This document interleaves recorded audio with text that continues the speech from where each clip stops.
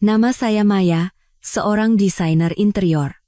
Beberapa hari yang lalu, saya mendapatkan sebuah proyek besar untuk merenovasi sebuah villa. Klien saya secara khusus menekankan agar saya memasukkan unsur-unsur alam. Dia menginginkan nuansa yang primitif namun segar, seolah-olah berada di tengah hutan belantara. Untuk membuat rancangan desain yang bisa memuaskan klien, saya mencari informasi tentang hutan lebat di sekitar Jakarta dan memilih satu lokasi yang tidak terlalu ramai dan pemandangannya sangat indah. Hari ini, saya berencana pergi ke sana untuk mengambil foto dan video sebagai bahan referensi desain. Sebelum berangkat dari rumah, saya memberitahu suami saya, Rian. Saat itu, Mas Rian sedang duduk di sofa sambil asyik dengan ponselnya. Tanpa mengangkat kepala, dia menjawab sekenanya, "Iya, hati-hati dan cepat pulang ya." Saat itu, saya hanya berpikir mungkin dia sedang sibuk dan lelah karena proyeknya belakangan ini, jadi saya tidak terlalu memikirkannya. Saya pun mengambil tas desain saya dan langsung berangkat. Kalau dipikir-pikir sekarang, dia bukan lelah. Pikirannya sudah dipenuhi dengan hal lain, dan dia mungkin berharap saya segera pergi agar dia bisa menyiapkan tempat untuk masa depannya dengan orang lain. Setelah mengemudi lebih dari 2 jam, akhirnya saya tiba di hutan lebat itu. Saya memarkir mobil dan mulai berjalan masuk ke dalam hutan dengan kamera di leher. Tempat ini benar-benar sepi. Selama perjalanan, saya hampir tidak bertemu dengan siapapun, hanya terdengar kicauan burung dan desau angin yang menerpa dedaunan. Udaranya benar-benar segar. Sambil berjalan, saya terus mengambil foto. Saya sangat bersemangat memikirkan bisa membuat rancangan yang lebih hebat lagi, jika berhasil mengumpulkan banyak referensi. Setelah berjalan sekitar 30 menit, saya melihat sebuah hutan pinus yang sangat indah di depan sana. Sinar matahari yang menembus sela-sela pepohonan menciptakan suasana yang begitu magis.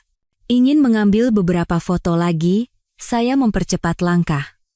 Namun, sebelum sampai di hutan pinus itu, saya mendengar suara tawa seorang pria dan wanita dari kejauhan. Awalnya, saya pikir itu hanya pendaki lain dan tidak menghiraukannya. Tapi semakin saya berjalan, suara itu semakin jelas, dan terutama suara pria itu terdengar sangat familiar. Jantung saya berdebar kencang. Tanpa sadar, langkah saya melambat, dan secara refleks saya bersembunyi di balik sebatang pohon. Saat saya melihat ke arah sumber suara, darah saya terasa membeku. Orang yang berdiri di bawah pohon pinus terbesar itu tidak lain adalah suami saya, Rian. Dan di pelukannya, ada seorang wanita. Wanita itu juga orang yang saya kenal. Dia adalah Lia, rekan kerja Mas Rian. Saya pernah bertemu dengannya beberapa kali di acara makan malam kantor. Setiap kali bertemu, dia selalu menyapa saya dengan ramah dan sopan, "Mbak Maya, Mbak Maya." Sekarang, mengingat suaranya membuat saya merasa jijik. Lia mengenakan gaun berwarna merah muda, dengan rambut tergerai, bersandar di dada Rian.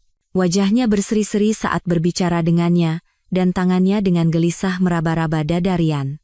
Mas Rian melingkarkan tangannya di pinggang Lia dan menatapnya dengan tatapan mesra yang belum pernah saya lihat sebelumnya. Dia bahkan mengulurkan tangan untuk menyelipkan rambut di belakang telinga Lia, sebuah gestur yang begitu intim. Pada saat itu, tangan saya yang memegang kamera gemetar hebat.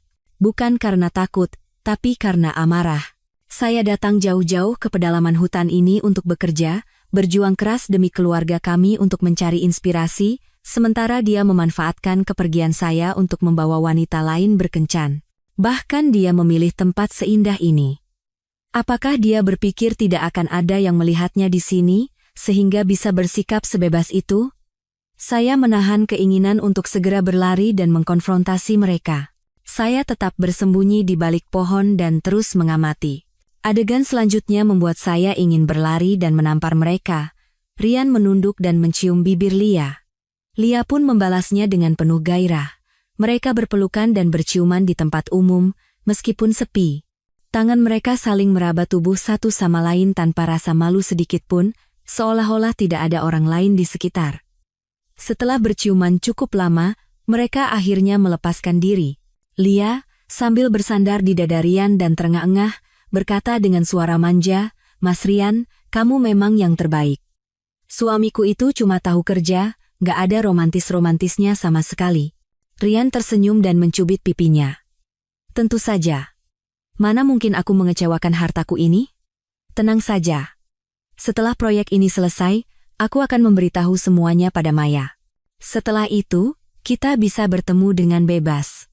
Benarkah? Mata Lia berbinar. Dia melingkarkan lengannya di leher Rian dan mencium pipinya sekali lagi.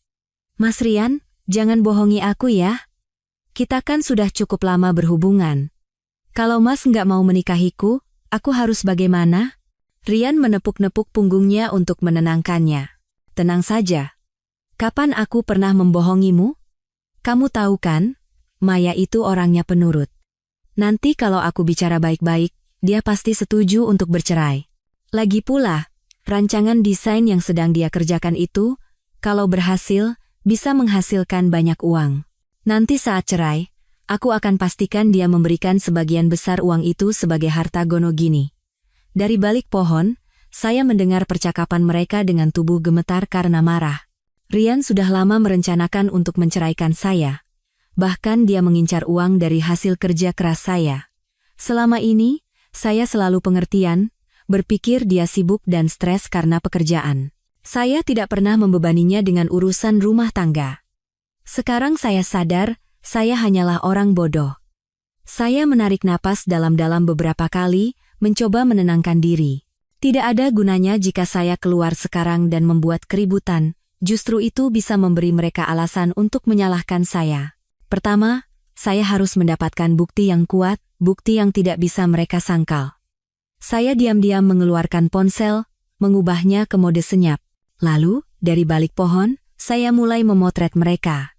Khawatir sudutnya tidak bagus, saya beberapa kali berpindah tempat, mengambil foto dari depan dan samping.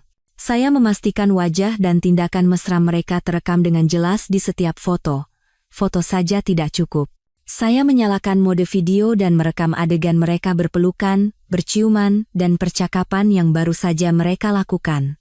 Dalam video, Lia masih bermanja-manja pada Rian. Mas Rian, ayo dipercepat. Aku nggak suka bertemu diam-diam seperti ini. Aku ingin setiap hari bersamamu.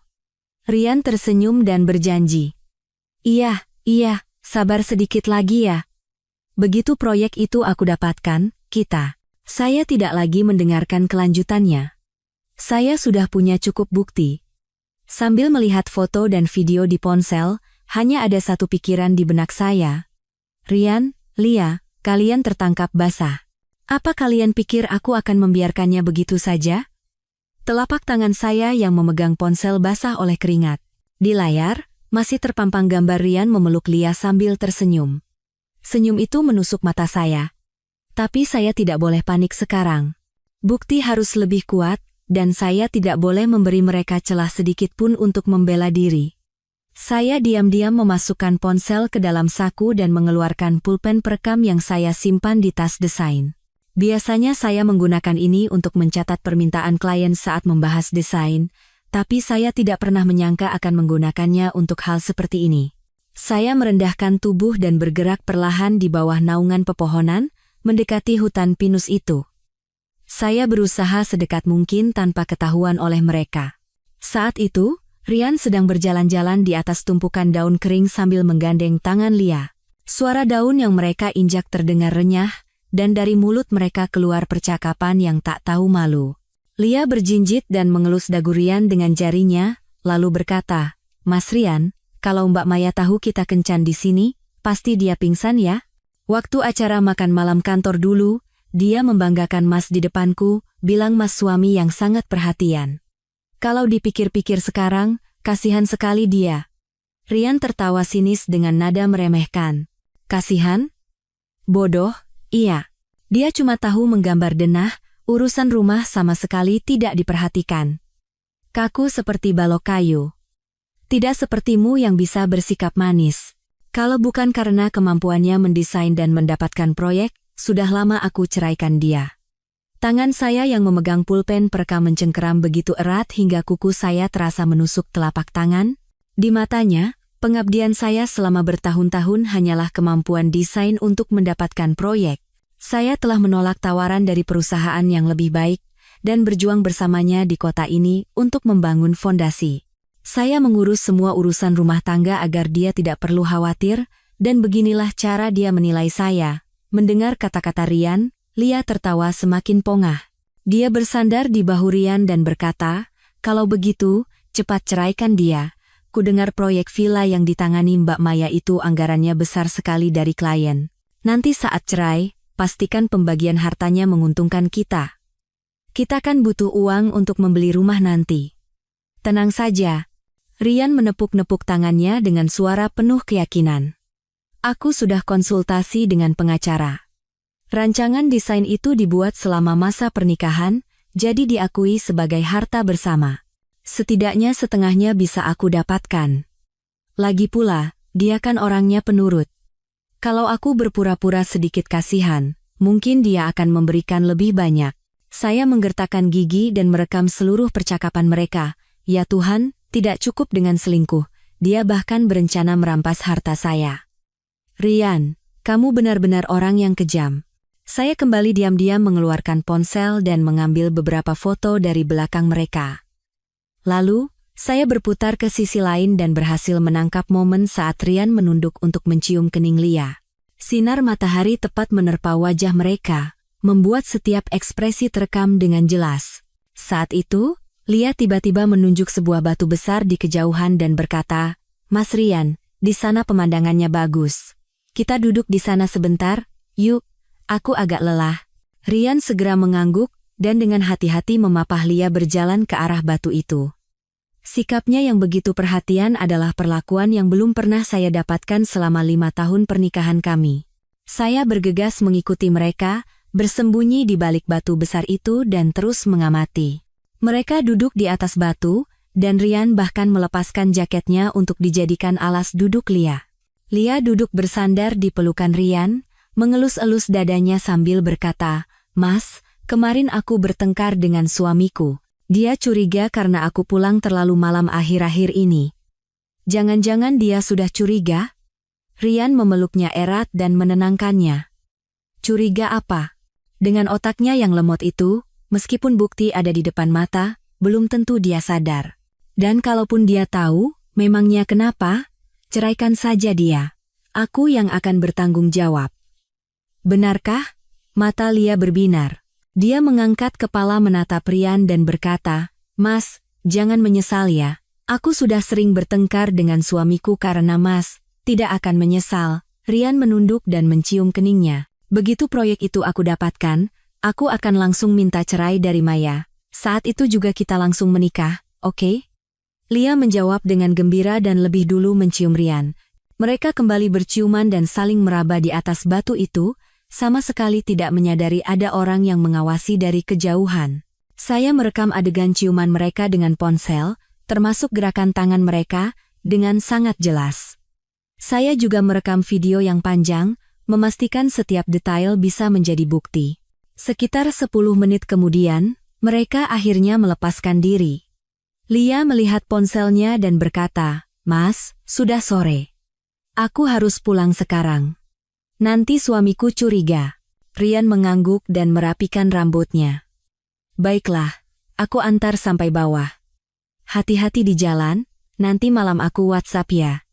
Mereka berdiri dan berjalan menuruni gunung sambil bergandengan tangan. Saya melihat punggung mereka, menarik napas dalam-dalam, lalu mengambil ponsel dan pulpen perekam saya. Saya diam-diam mengikuti mereka dari belakang. Saya harus memastikan apakah mereka pergi bersama atau terpisah, dan saya juga harus melihat mobil apa yang Rian bawa. Pagi tadi dia bilang akan lembur di kantor, tapi jika dia membawa mobil kami, itu berarti dia juga berbohong. Benar saja, setibanya di tempat parkir, Rian membuka pintu sedan putih milik kami dan mempersilakan Lia masuk lebih dulu. Kemudian dia duduk di kursi pengemudi. Mobil itu menyala dan melaju ke arah kota. Saya bergegas kembali ke mobil saya, menyalakannya, dan mengikuti mereka dari belakang. Tapi saya menjaga jarak agar tidak ketahuan. Setelah sekitar 30 menit berkendara, mobil mereka berhenti di depan sebuah kompleks apartemen. Lia turun dari mobil dan melambaikan tangan pada Rian. Rian sengaja turun dari mobil untuk memeluk Lia sekali lagi sebelum akhirnya pergi. Saya melihat Lia masuk ke dalam kompleks apartemen dan tersenyum sinis. Jadi ini rumahmu. Akan kuingat baik-baik. Saya tidak lagi mengikuti Rian dan langsung pulang. Dalam perjalanan, saya mencadangkan semua foto dan video dari ponsel ke cloud, dan memindahkan file suara dari pulpen perekam ke ponsel. Saya memastikan semua bukti aman. Sambil melihat bukti-bukti di ponsel, sebuah rencana sudah terbentuk di benak saya. Lia punya suami? Kalau begitu, aku harus mengirimkan bukti ini kepada suaminya. Biar dia lihat sendiri bagaimana kelakuan istrinya di belakangnya. Saat saya tiba di rumah, waktu sudah menunjukkan pukul 6 sore. Rumah kosong, Rian belum pulang. Saya melempar tas desain ke sofa dan mulai mencari kontak suami Lia. Dulu, saat acara makan malam kantor, Lia pernah memperkenalkan suaminya, Bagas. Katanya dia bekerja di bidang konstruksi. Saat itu kami saling menambahkan kontak WhatsApp, tapi kami tidak pernah berkomunikasi. Saya membuka WhatsApp dan mencari akun Bagas. Foto profilnya adalah foto bersama Lia. Di foto itu, mereka berdua tersenyum sangat bahagia. Melihatnya sekarang terasa sangat ironis. Saya tidak langsung mengirim pesan. Saya merapikan dulu foto dan video di ponsel. Saya memilih beberapa foto yang paling jelas dan intim, serta video berdurasi beberapa menit, untuk dikirimkan kepada Bagas. Tepat saat saya akan mengirim pesan, terdengar suara kunci di pintu depan. Rian pulang. Saya cepat-cepat mematikan layar ponsel, memasukkannya ke saku, dan berpura-pura sedang melihat rancangan desain. Rian masuk dengan wajah lelah, melempar tas kerjanya ke sofa, dan berkata, "Lembur hari ini melelahkan sekali. Akhirnya selesai juga. Kamu dapat inspirasi? Ada bahan bagus yang didapat?" Saya mengangkat kepala, melihat wajahnya yang pura-pura lelah, dan tertawa dalam hati.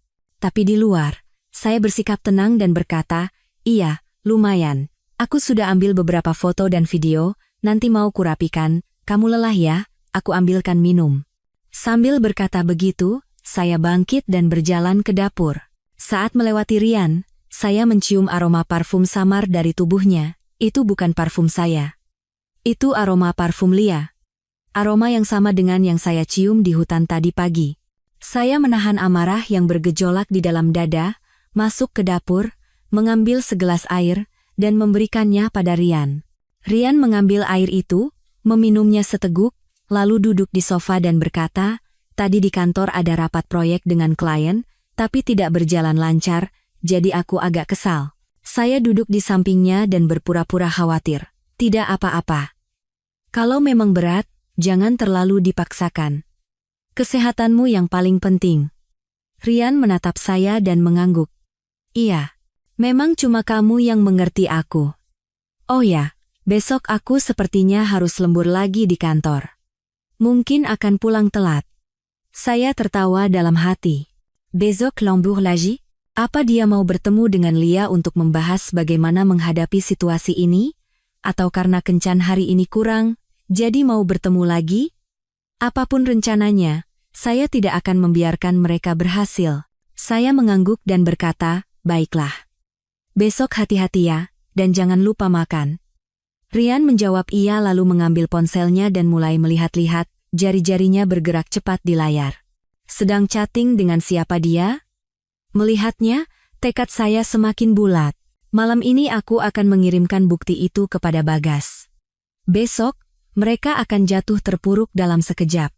Rian duduk di sofa sambil memainkan ponselnya. Jari-jarinya tidak berhenti menyentuh layar, dan sesekali sudut bibirnya terangkat. Tidak perlu dipikirkan lagi, dia pasti sedang chatting dengan Lia. Saya pura-pura merapikan gambar desain sambil duduk di sofa single di sebelahnya. Dengan melirik, saya terus mengawasi gerak-geriknya, mencari waktu yang tepat untuk mengirimkan bukti kepada Bagas. Sekitar 30 menit kemudian, Rian bangkit dan berkata, "Aku lelah, mau mandi dulu." Dia mengambil piyama dan masuk ke kamar mandi. Begitu mendengar pintu kamar mandi tertutup, saya bersorak dalam hati. Akhirnya kesempatannya tiba.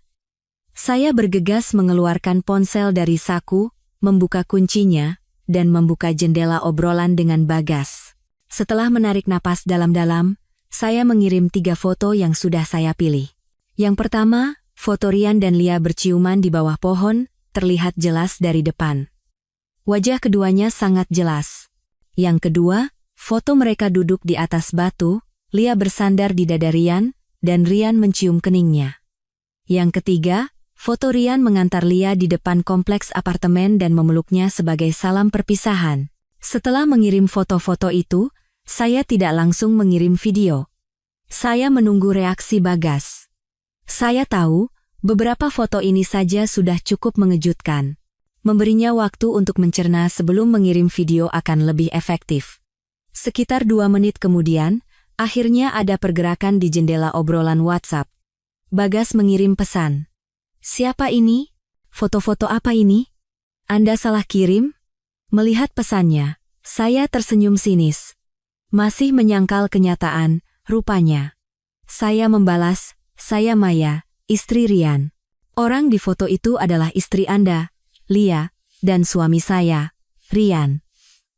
Foto ini diambil sore tadi di sebuah hutan dekat puncak. Saya tidak salah kirim." Begitu pesan terkirim, balasan dari Bagas langsung masuk. Terlihat sekali betapa paniknya dia. "Tidak mungkin. Lia bilang hari ini dia pergi ke rumah temannya. Bagaimana mungkin dia ada di puncak dengan suami Anda? Anda sengaja mengedit foto ini untuk memfitnah Lia, kan?" Ternyata Lia berbohong dengan sangat tidak kreatif. "Pergi ke rumah teman," katanya. Saya tidak berdebat dengannya dan langsung mengirimkan video berdurasi beberapa menit.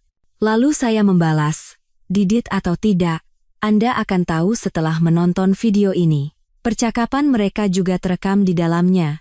Silakan dengarkan sendiri." Setelah mengirim pesan, saya menunggu sambil memegang ponsel. Saya sama sekali tidak cemas.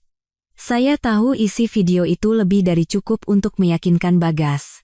Tidak hanya kemesraan mereka, tapi juga percakapan tentang rencana mereka untuk menipu saya dan merampas harta saya. Sekalipun dia sangat mempercayai Lia, di hadapan bukti seperti ini, dia tidak akan bisa lagi membohongi dirinya sendiri. Sekitar 5 menit berlalu, Bagas masih belum membalas. Mungkin dia sedang menonton videonya. Dan pasti sedang diliputi amarah yang luar biasa. 3 menit lagi berlalu. Akhirnya, pesan darinya masuk. Kali ini pesannya singkat, tapi kemarahannya sangat terasa. "Di mana mereka sekarang?" Saya membalas, "Sore tadi Rian mengantar Lia ke apartemen kalian, lalu pulang ke rumah. Sekarang dia sedang mandi di rumah.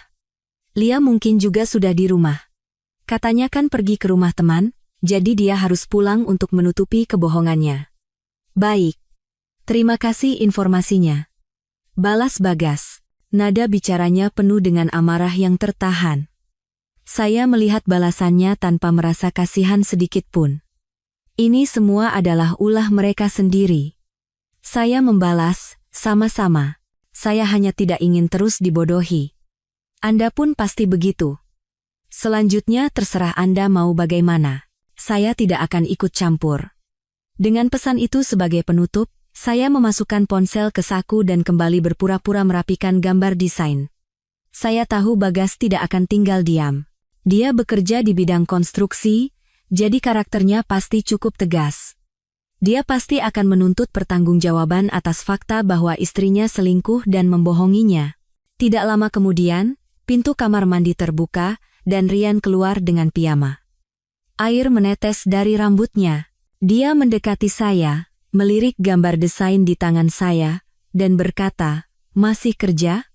Jangan terlalu diforsir, istirahatlah lebih awal." Saya mengangkat kepala menatap wajah munafiknya. Rasa mual muncul di perut saya, tapi di luar saya bersikap tenang dan berkata, "Sudah hampir selesai. Tinggal merapikan ini sedikit lagi lalu tidur. Kamu tiduran saja dulu di kamar, nanti aku menyusul." Rian mengangguk dan masuk ke kamar tidur. Setelah memastikan dia masuk ke kamar, saya kembali mengeluarkan ponsel dan memeriksa obrolan dengan Bagas. Tidak ada pesan baru. Mungkin dia sedang memikirkan bagaimana cara menangani masalah ini. Saya mengubah ponsel ke mode senyap dan terus merapikan gambar. Dalam hati, saya menantikan pertunjukan menarik yang akan terjadi besok. Sekitar 1 jam kemudian, saya selesai merapikan gambar dan masuk ke kamar tidur. Rian sudah terlelap di tempat tidur, bahkan terdengar dengkuran halus. Saya melihatnya tidur nyenyak tanpa merasakan apa-apa di hati saya. Hanya ada rasa jijik. Pria yang pernah saya cintai ini sekarang telah menjadi musuh yang mengkhianati saya. Saya tidak akan lagi merasakan perasaan apapun untuknya.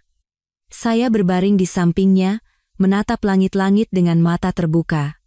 Saya sama sekali tidak bisa tidur. Saya memikirkan apa yang akan dilakukan Bagas besok. Apakah dia akan menuntut pertanggungjawaban dari Lia dulu? Atau langsung menyerbu kantor dan mempermalukan Rian? Apapun yang dia lakukan, saya yakin besok akan menjadi hari yang sangat menarik. Hari pun berganti. Saya bangun pukul 7 pagi. Rian masih tertidur. Saya diam-diam bangkit, mandi, dan menyiapkan sarapan. Saya membuat sayur lodeh dan ayam goreng, makanan favorit Rian.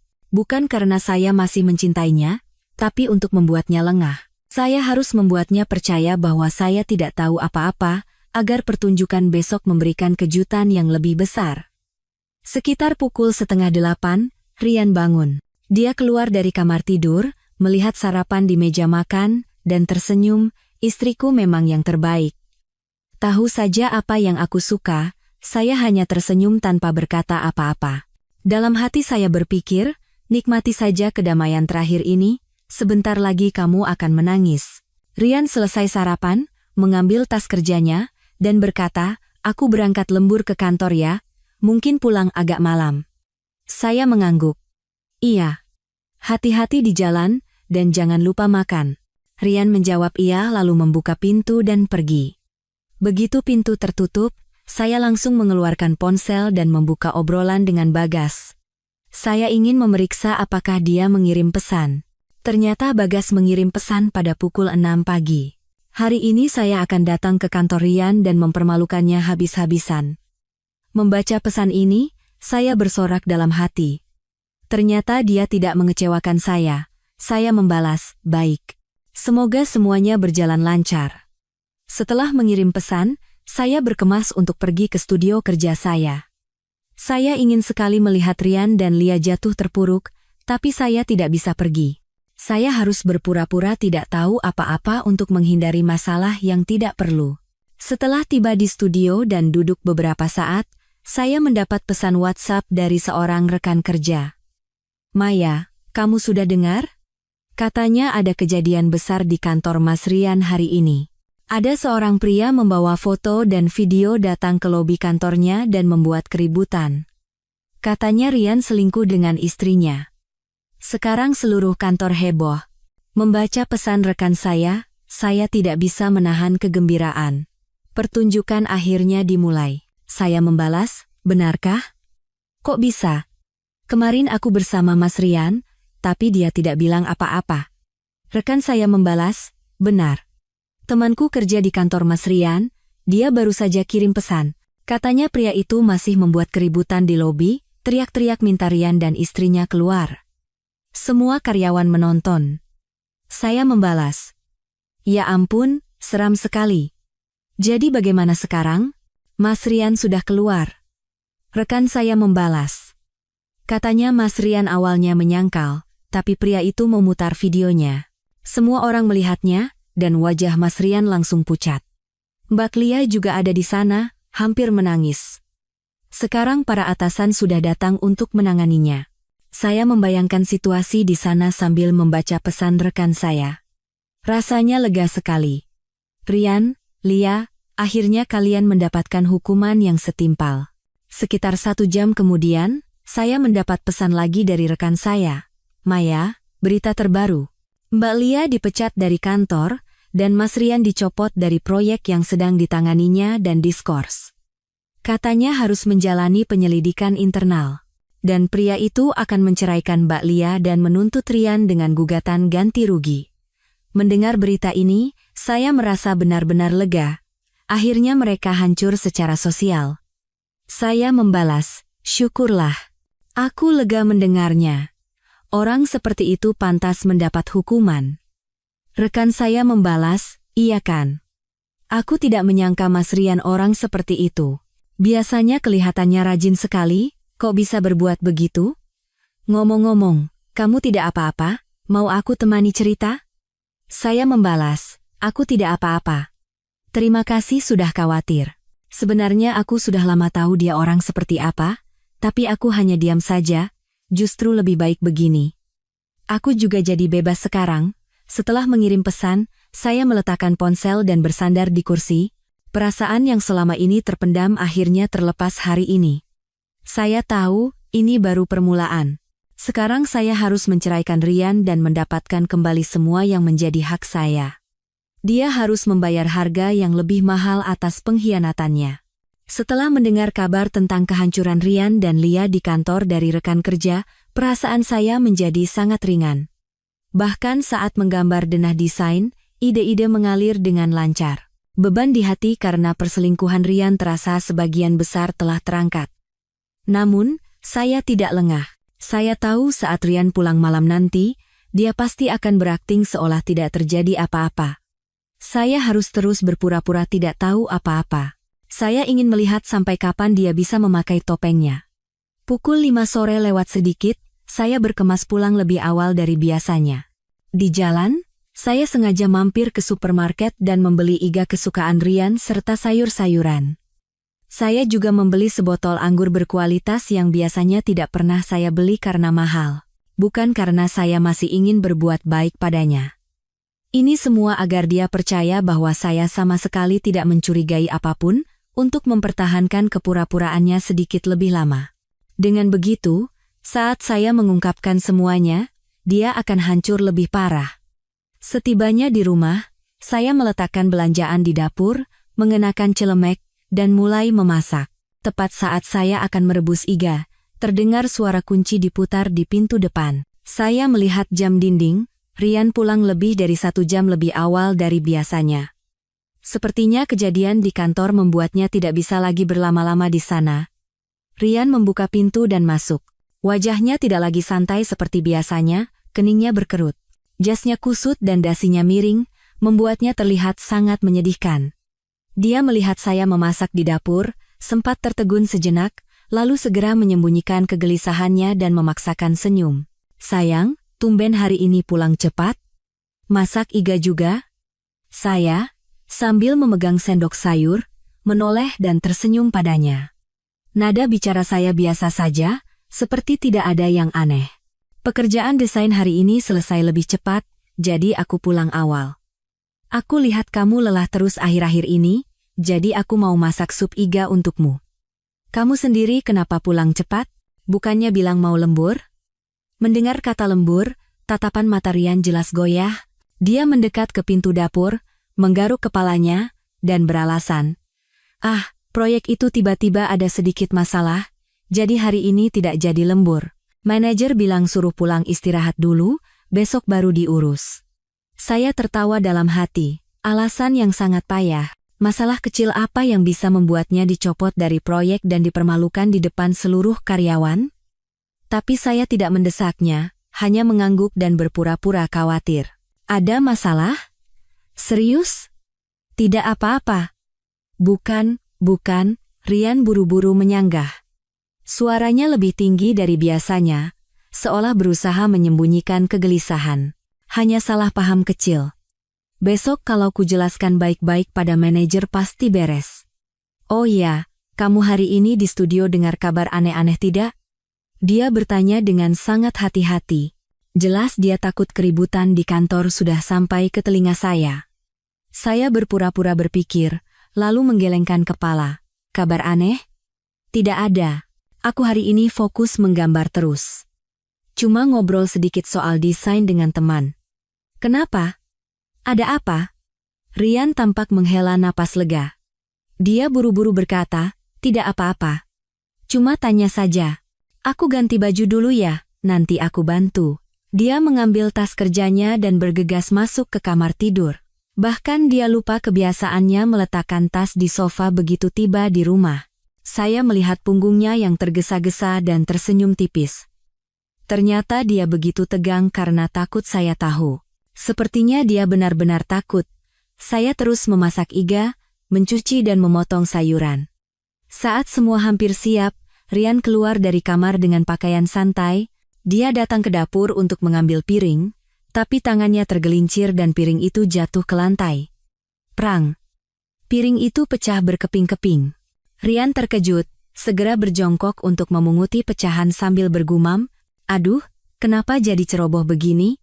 Saya melihat tangannya yang gemetar dan tahu pasti.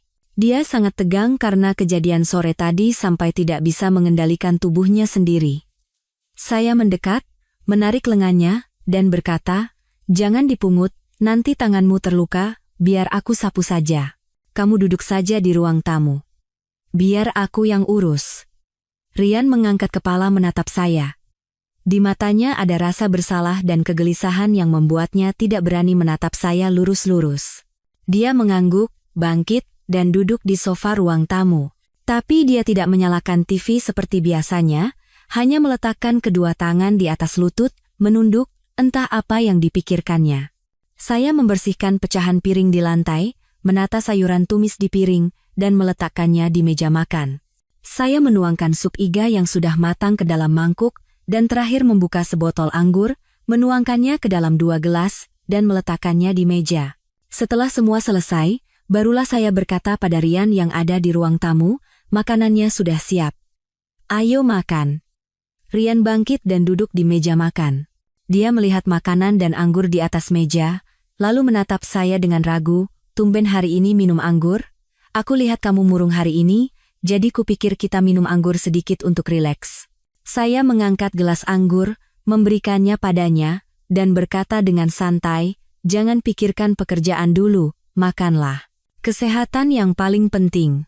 Rian menerima gelas anggur itu, tapi hanya memainkan tangkainya dengan jari, tidak meminumnya. Saya tidak menghiraukannya, mengambil sumpit dan memakan sepotong iga. Sambil makan saya berkata, "Sup iga ini enak sekali. Coba deh." Barulah Rian mengambil sumpit dan memasukkan sepotong iga ke mulutnya. Tapi sepertinya dia tidak bisa merasakan apa-apa, hanya mengunyah beberapa kali lalu menelannya. Dia mengangkat gelas anggur dan menenggaknya sekali teguk. Anggur menetes dari sudut bibirnya, tapi dia tidak peduli untuk mengelapnya. Saya melihatnya yang berantakan tanpa merasa kasihan sedikit pun. Justru saya merasa puas. Ini baru permulaan. Kalau dia tahu saya punya semua bukti perselingkuhannya, betapa lebih takutnya dia nanti. Selama makan, Rian hampir tidak berbicara, hanya sesekali menenggak anggur. Saya juga tidak memulai percakapan, hanya makan dengan tenang. Setelah saya selesai makan dan meletakkan sumpit, barulah Rian mengangkat kepala menatap saya dan berkata, "Sayang, kalau seandainya aku melakukan sesuatu yang mengecewakanmu, apa kamu akan memaafkanku?" Jantung saya berdebar. Rupanya dia sudah mulai takut. Mungkin dia mencoba mempersiapkan jalan agar bisa dimaafkan jika saya mengetahuinya. Saya pura-pura tidak mengerti maksudnya dan tertawa. "Memangnya kamu akan mengecewakanku dalam hal apa? Kamu kan sibuk sekali bekerja. Kalaupun ada kesalahan kecil, masa aku akan menyalahkanmu?" Kenapa tiba-tiba bertanya seperti itu? Tatapan Rian goyah. Dia buru-buru berkata, "Tidak. Hanya terpikir saja waktu makan. Jangan dimasukkan ke hati." Setelah berkata begitu, dia kembali mengangkat gelas anggurnya. Kali ini dia minum terlalu cepat sampai terbatuk-batuk. Saya memberinya tisu dan berkata, "Minumnya pelan-pelan. Tidak ada yang akan merebutnya. Jangan minum terlalu banyak, tidak baik untuk kesehatan." Rian mengambil tisu, mengelap mulutnya, dan tidak berkata apa-apa lagi. Dia hanya diam-diam meminum anggurnya. Saat gelasnya kosong dan dia akan menuang lagi, saya menahan tangannya. "Sudah cukup, nanti kamu mabuk. Kamu pasti lelah seharian ini. Istirahatlah lebih awal."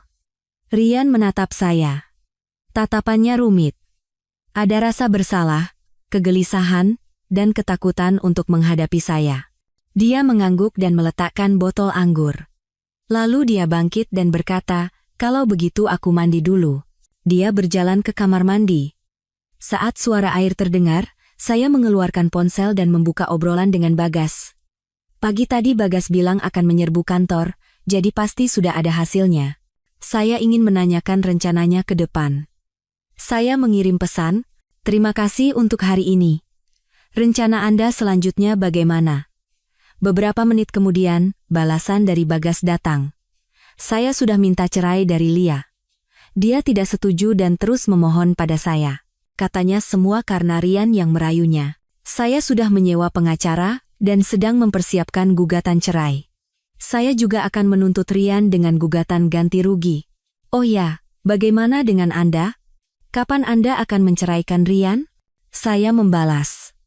Saya akan membiarkannya berakting beberapa hari lagi. Setelah semua bukti saya rapikan, saya akan menghadapinya, mengakhiri semuanya, dan mengusirnya tanpa membawa apa-apa. Bagas membalas, baiklah. Kalau butuh bantuan, katakan saja.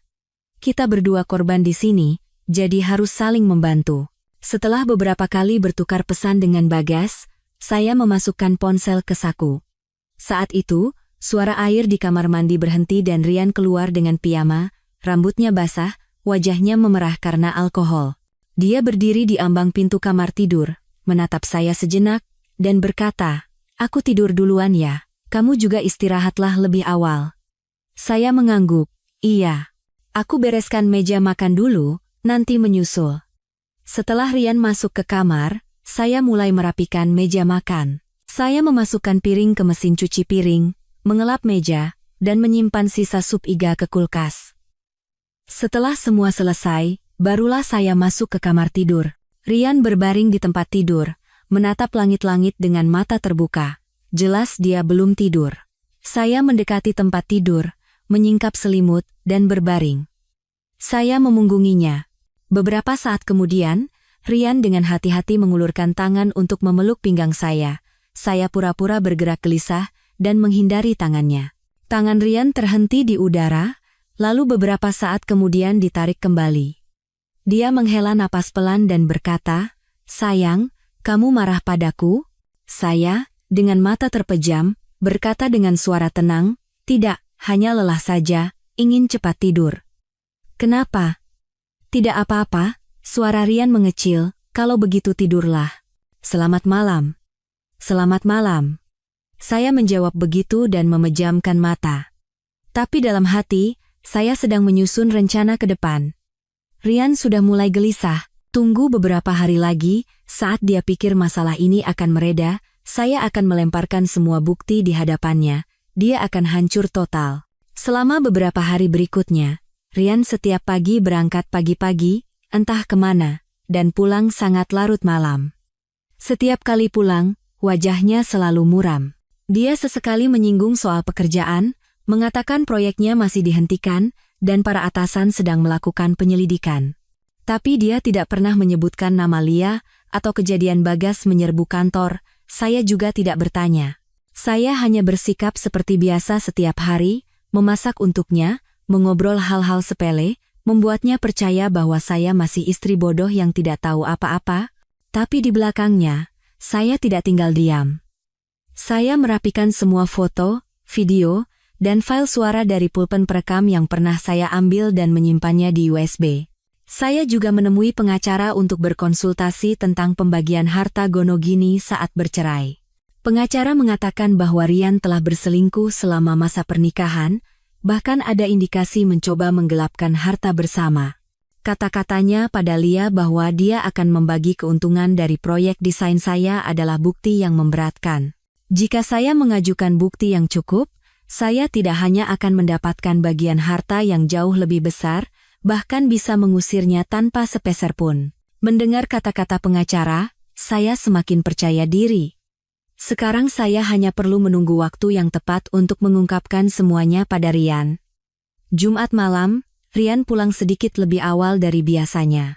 Di tangannya ada sebuah kotak kado. Dia datang ke hadapan saya, menyerahkan kotak itu, dan tersenyum menjilat. "Sayang, tadi lewat mall, jadi aku beli ini, kalung untukmu. Coba lihat, suka tidak?" Saya mengambil kotak kado itu dan membukanya. Sebuah kalung perak dengan liontin berlian kecil. Dulu, Rian hampir tidak pernah membelikan saya hadiah. Kalaupun ada, itu hanya barang-barang kecil yang murah. Tiba-tiba dia membelikan kalung semahal ini, pasti karena merasa bersalah. Dia mencoba menyuap saya dengan hadiah agar saya tidak mencurigai rahasianya. Saya mengambil kalung itu dan berpura-pura sangat senang. Cantik sekali.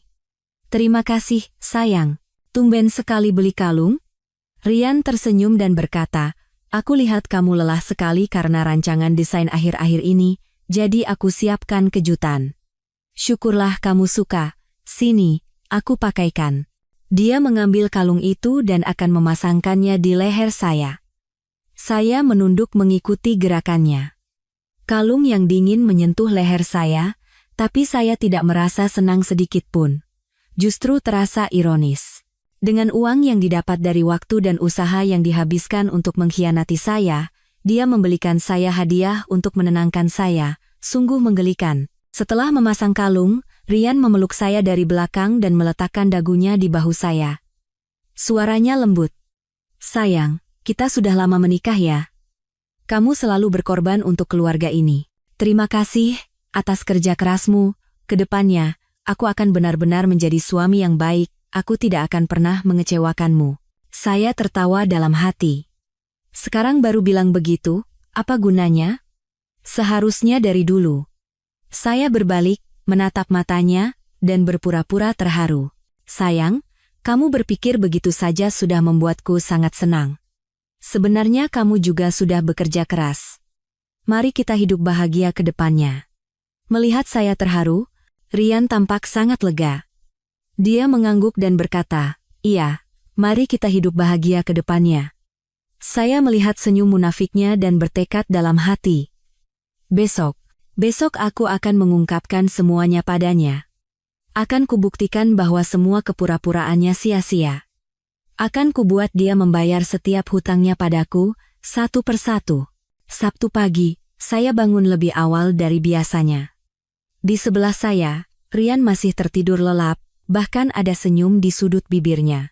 Mungkin dia sedang bermimpi indah, berpikir bahwa saya sama sekali tidak tahu perselingkuhannya, dan dia bisa terus hidup dalam kepura-puraan ini. Saya diam-diam bangkit, mandi, dan duduk di sofa ruang tamu. Saya memasukkan USB berisi bukti ke dalam tas, memeriksa kembali file cadangan di ponsel, dan mempersiapkan diri dengan matang. Sekitar pukul 8:30, Rian bangun. Dia mengucek mata, keluar dari kamar, melihat saya duduk di sofa, dan tersenyum, sayang, kenapa bangun pagi sekali hari ini, kenapa tidak tidur lagi? Saya mengangkat kepala menatapnya dan berkata dengan tenang, tidak bisa tidur, jadi bangun awal untuk menyempurnakan rancangan desain. Oh ya, kamu ada rencana hari ini? Rian tertegun sejenak. Sepertinya dia tidak menyangka saya akan bertanya seperti itu. Dia berpikir sejenak, lalu berkata, tidak ada rencana khusus.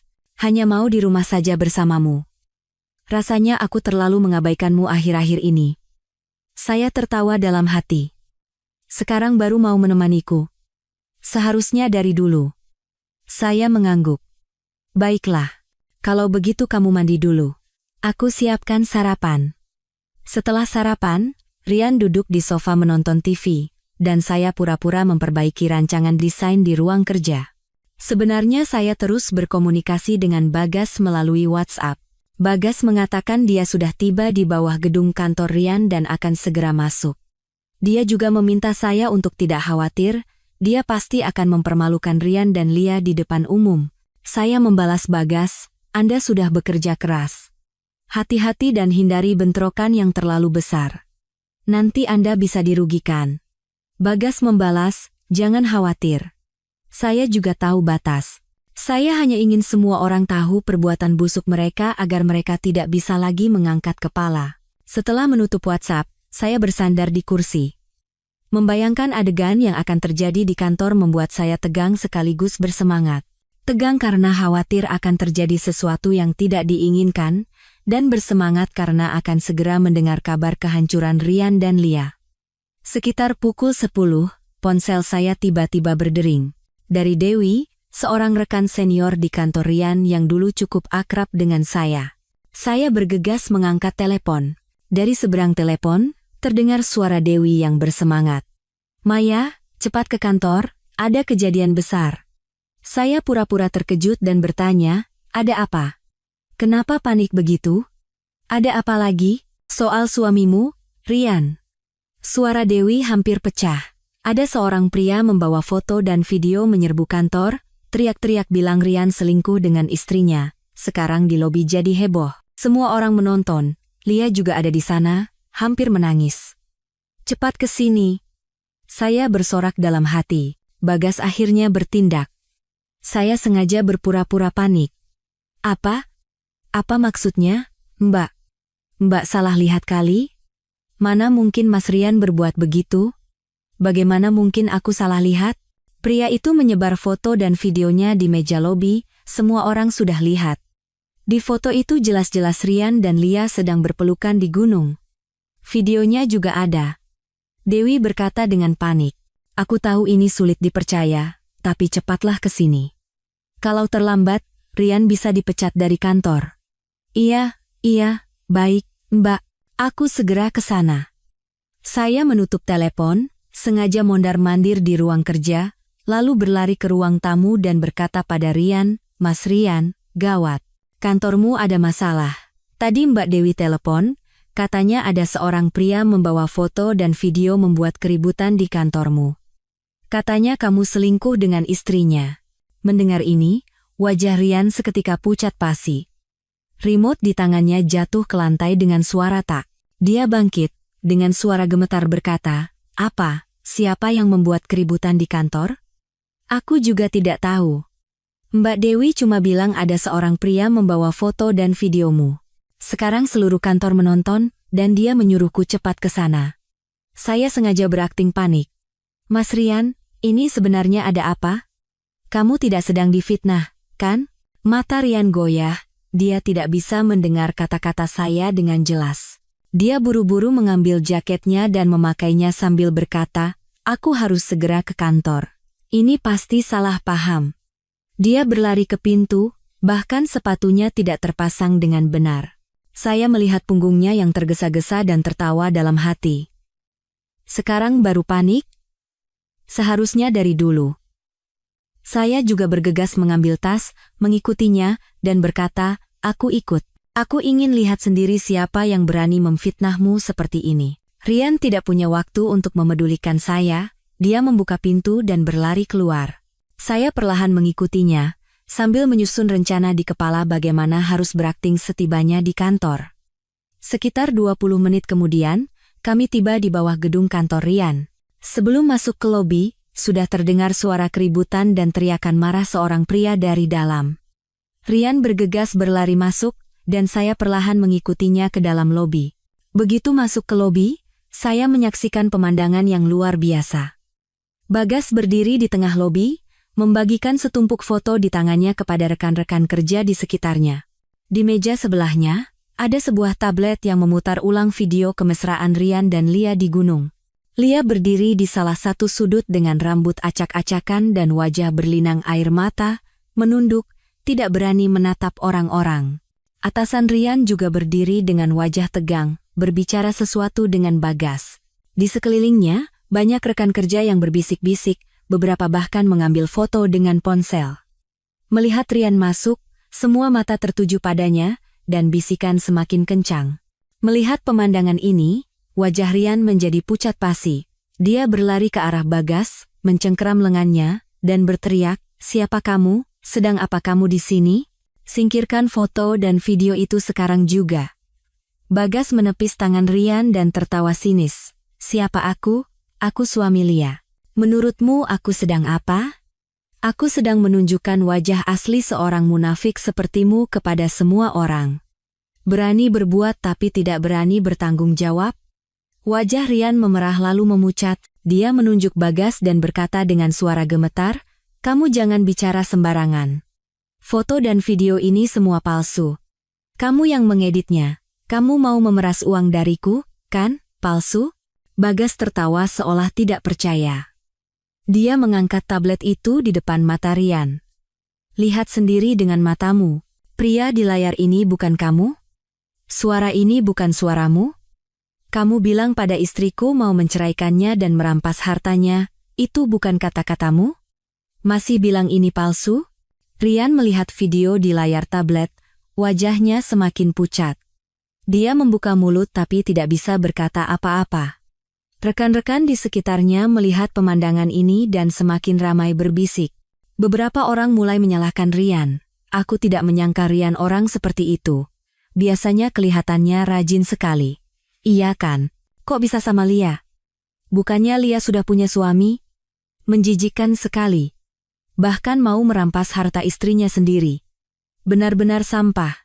Mendengar bisikan rekan-rekannya, Lia menangis semakin keras. Dia tiba-tiba berlari ke arah Rian, mencengkeram lengannya, dan berteriak, "Mas Rian, cepat jelaskan pada mereka. Ini semua salah paham, kamu yang merayuku, ini bukan salahku." Melihat Lia bertindak seperti ini, Rian semakin panik. Dia mendorong Lia dan berteriak, "Kamu bicara apa? Kamu yang lebih dulu mendekatiku, apa hubungannya denganku? Kamu yang merayuku, kamu yang lebih dulu." Mereka berdua mulai saling menyalahkan dan bertengkar di tengah lobi, sama sekali tidak peduli dengan tatapan rekan-rekan di sekitarnya. Atasan yang melihat pemandangan ini menjadi marah, wajahnya menegang. Dia berteriak dengan suara keras, "Hentikan! Apa masih belum cukup? Mau lebih dipermalukan lagi?" Mendengar kata-kata atasannya, mereka berdua terdiam sejenak. Mereka menunduk dan tidak bisa berkata apa-apa. Atasan itu menatap Bagas, menarik napas dalam-dalam, dan berkata, "Bapak, saya benar-benar minta maaf. Kejadian ini adalah kelalaian manajemen kami pasti akan menanganinya dengan tegas. Jadi, tolong singkirkan dulu foto dan video ini, dan mari kita bicara secara terpisah." Bagas tertawa sinis. "Bicara terpisah? Istri saya selingkuh dengan orang ini, bagaimana saya bisa bicara terpisah? Hari ini saya akan membuat semua orang tahu perbuatan busuk mereka, agar kedepannya mereka tidak bisa lagi mengangkat kepala di industri ini." Setelah berkata begitu, Bagas kembali mengangkat setumpuk foto dan membagikannya kepada rekan-rekan di sekitarnya sambil berkata, "Lihat semua, inilah perbuatan Rian dan Lia. Kedepannya, hati-hatilah jika bekerja dengan orang-orang ini. Jangan tertipu oleh penampilan luar mereka." Rekan-rekan mengambil foto-foto itu, dan bisikan semakin kencang. Rian berdiri di tempatnya dengan wajah pucat dan tubuh gemetar. Dia merasakan tatapan rekan-rekannya dan merasa ingin bersembunyi di lubang tikus. Saya berdiri di belakang kerumunan, menyaksikan semua ini. Rasanya lega sekali. Inilah akhir dari mereka yang mengkhianati saya. Inilah hukuman yang setimpal bagi mereka. Tepat pada saat itu, Lia tiba-tiba berlari ke arah saya, mencengkeram lengan saya, dan berteriak, "Maya, ini semua karena kamu. Kamu kan yang mengirim foto dan video ini pada Bagas? Kenapa kamu menghancurkan kami seperti ini?" Saya menepis tangannya dan tertawa sinis. "Mbak Lia, jangan menuduh sembarangan. Saya juga baru tahu hari ini. Kalau bukan karena Mbak Dewi yang menelepon, saya juga akan terus dibodohi. Anda yang melakukan perbuatan busuk seperti itu, kenapa menyalahkan saya?" Rekan-rekan di sekitarnya mendengar kata-kata Lia dan menatap saya dengan kaget. Saya melanjutkan. "Sejak menikah dengan Mas Rian, saya selalu memberikan yang terbaik untuknya. Saya tidak pernah membayangkan dia akan melakukan hal seperti ini. Mbak Lia, Anda juga sudah punya suami, kan? Bagaimana bisa Anda melakukan hal yang mengkhianati keluarga seperti ini? Apa Anda tidak malu pada Mas Bagas? Apa hati nurani Anda tidak terganggu?" Mendengar kata-kata saya, rekan-rekan di sekitarnya mulai menyalahkan Lia. Wajah Lia memerah karena malu. Dia menatap saya dengan penuh kebencian tapi tidak bisa berkata apa-apa. Atasan yang melihat situasi kacau ini menghela napas pasrah. Dia menatap Rian dan Lia dan berkata dengan tegas, "Rian, Lia, kalian berdua telah melanggar peraturan perusahaan secara serius dan telah mencoreng citra perusahaan. Mulai hari ini, Lia dipecat, dan Rian dicopot dari semua tugas, dan menunggu penyelidikan serta sanksi lebih lanjut dari perusahaan." Mendengar kata-kata atasannya, kaki Lia lemas, dan dia hampir jatuh. Bagas memapahnya dan tertawa sinis. "Dengar, inilah harga yang harus kau bayar karena bermain-main dengan orang ini. Puas sekarang?" Rian berdiri di tempatnya, seolah kehilangan semua tenaganya. Dia menatap atasannya, dan berkata dengan suara serak, "Pak Manajer, tolong beri saya satu kesempatan lagi, saya salah. Saya tidak akan mengulanginya lagi. Kesempatan? Atasan itu tertawa dingin. Saat kamu melakukan hal itu, apa kamu pernah memikirkan tentang kesempatan?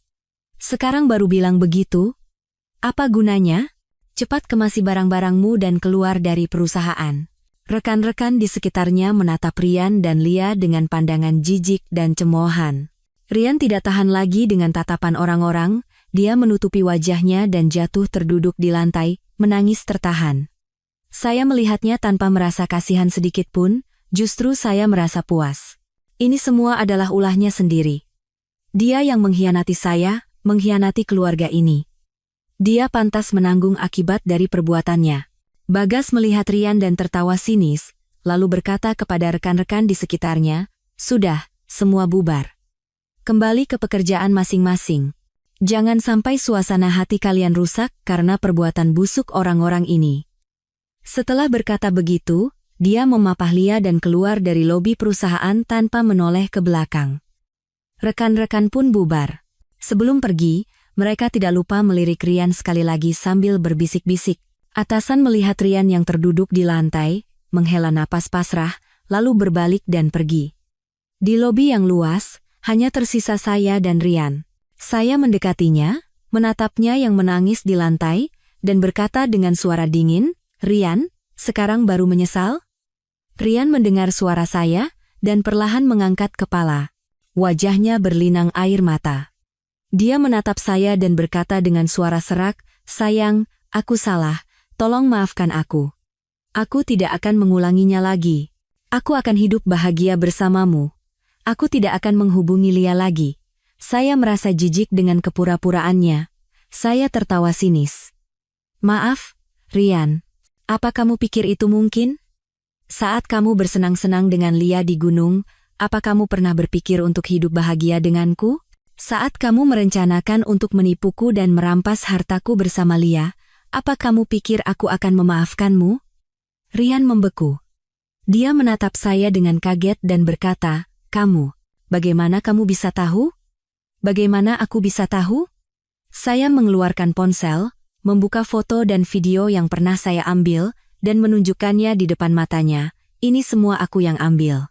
Hari itu aku pergi ke gunung untuk mencari inspirasi, dan aku melihat dengan mata kepalaku sendiri perbuatan busukmu dengan Lia. Percakapan kalian juga sudah kurekam semua.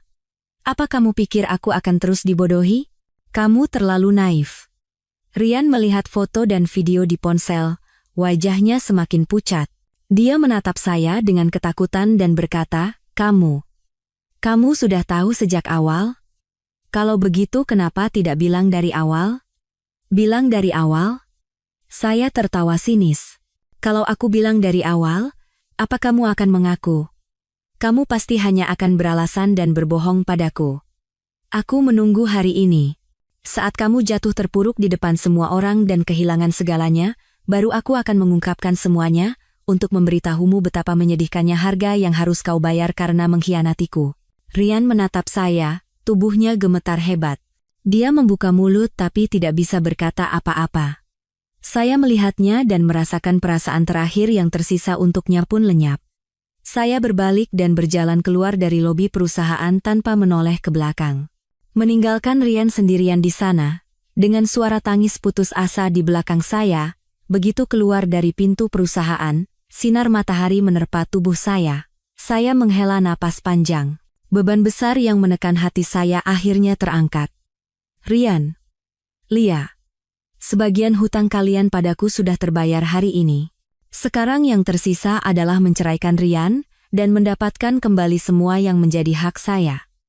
Setelah keluar dari kantor Rian, saya tidak langsung pulang, melainkan menuju kantor pengacara.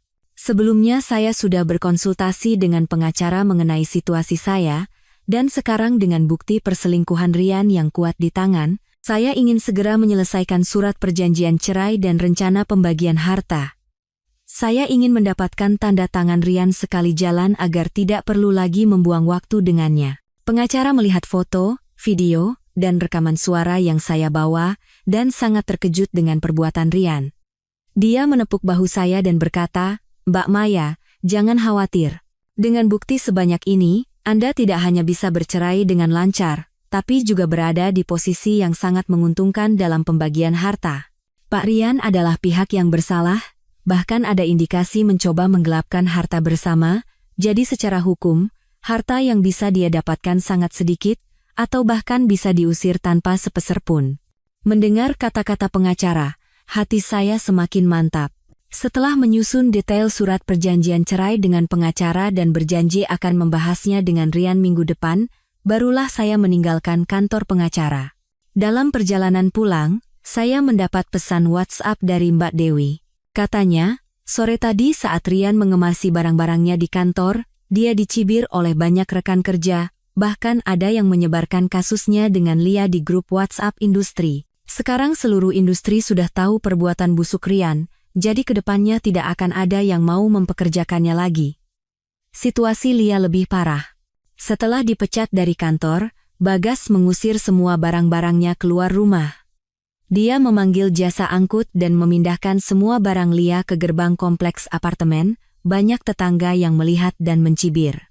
Lia menangis sambil menyeret barang-barangnya entah kemana. Saya membaca pesan dari Mbak Dewi tanpa merasakan apa-apa di hati saya.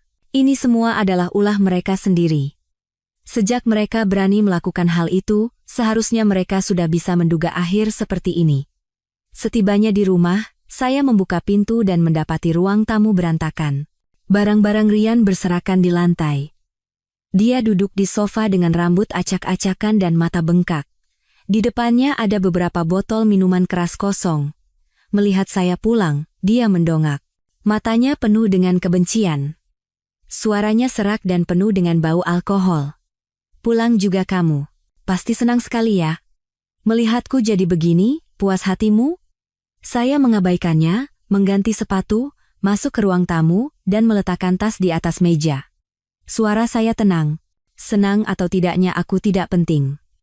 Yang penting sekarang kita harus bicara soal perceraian. Cerai. Rian tiba-tiba tertawa terbahak-bahak sampai air matanya keluar. Kamu dari awal memang ingin cerai dariku, kan?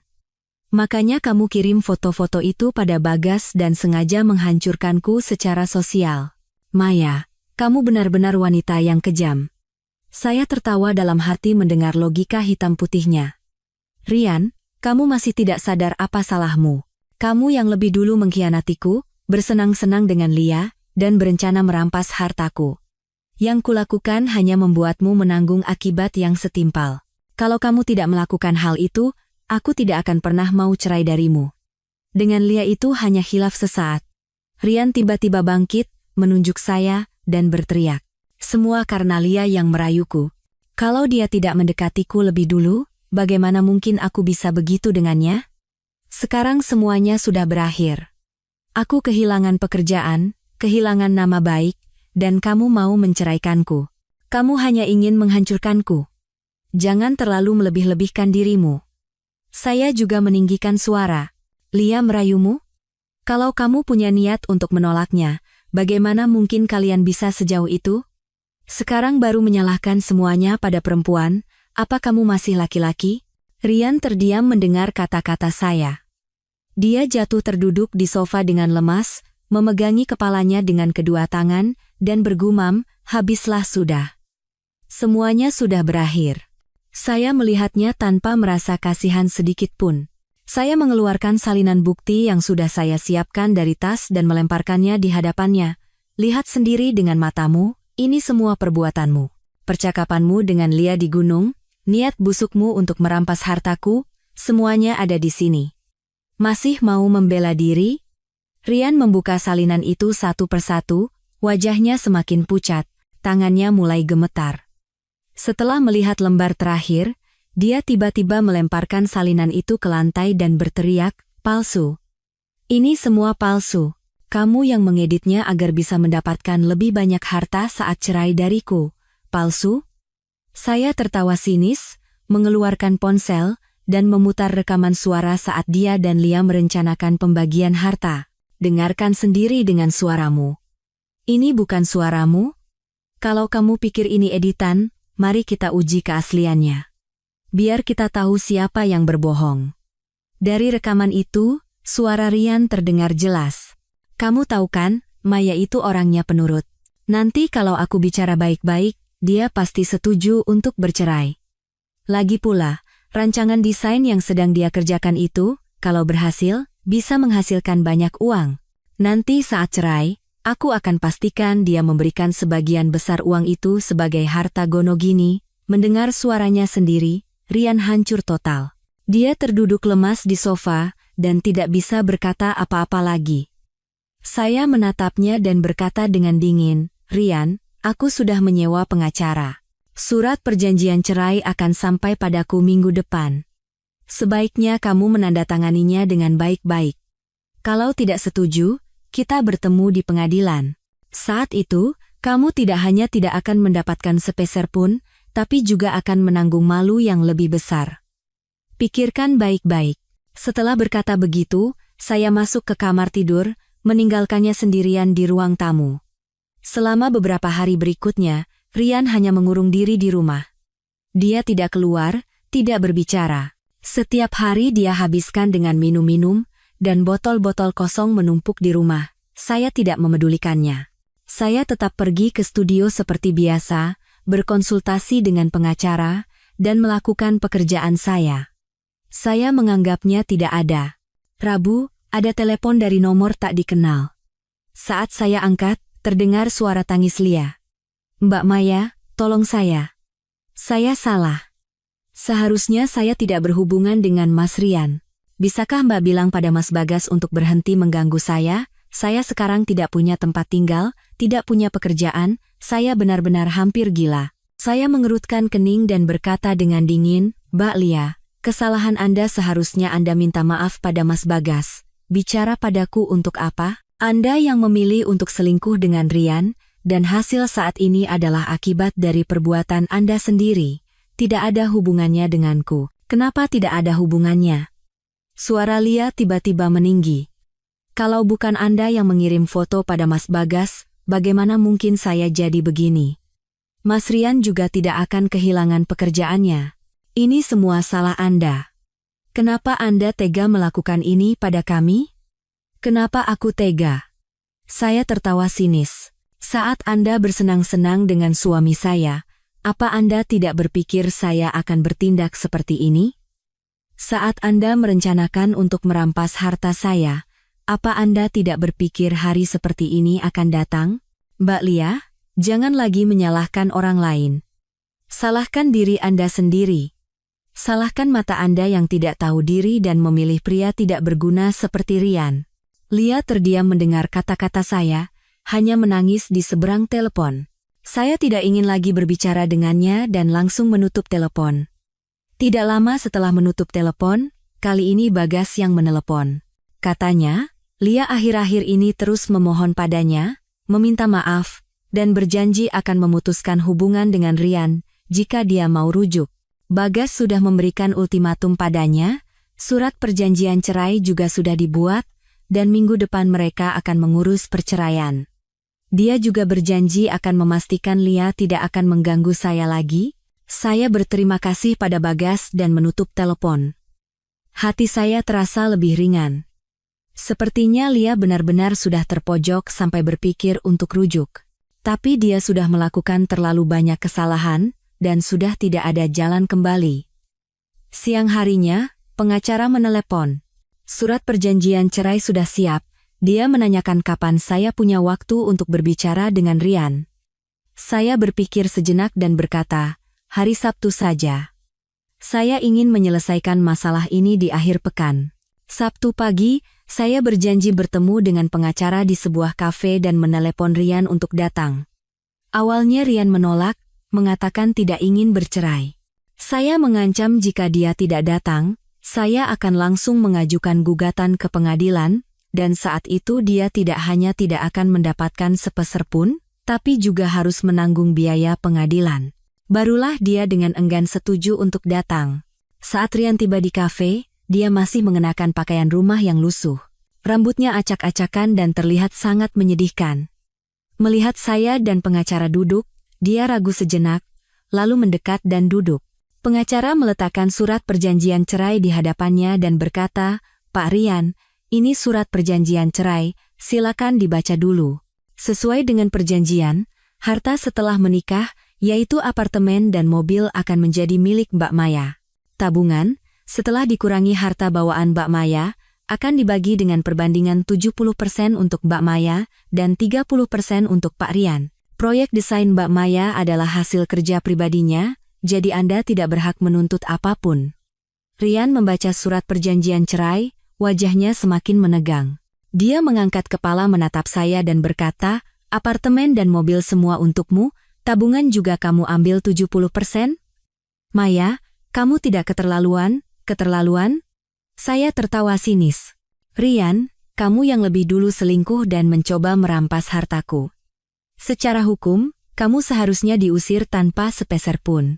Aku memberimu 30% dari tabungan itu sudah sangat bermurah hati. Kalau tidak setuju, kita bertemu di pengadilan. Saat itu, kamu tidak akan mendapatkan sepeser pun dan hanya akan menanggung malu. Pikirkan baik-baik. Rian menatap saya dan pengacara bergantian. Pengacara juga berkata, Pak Rian, apa yang dikatakan Mbak Maya benar. Jika Anda tidak setuju dengan perjanjian ini dan memilih jalur pengadilan, dengan bukti yang dimiliki Mbak Maya, akan sangat sulit bagi Anda untuk mendapatkan bagian harta. Anda hanya akan membuang waktu dan tenaga, tidak ada untungnya bagi Anda. Rian terdiam lama.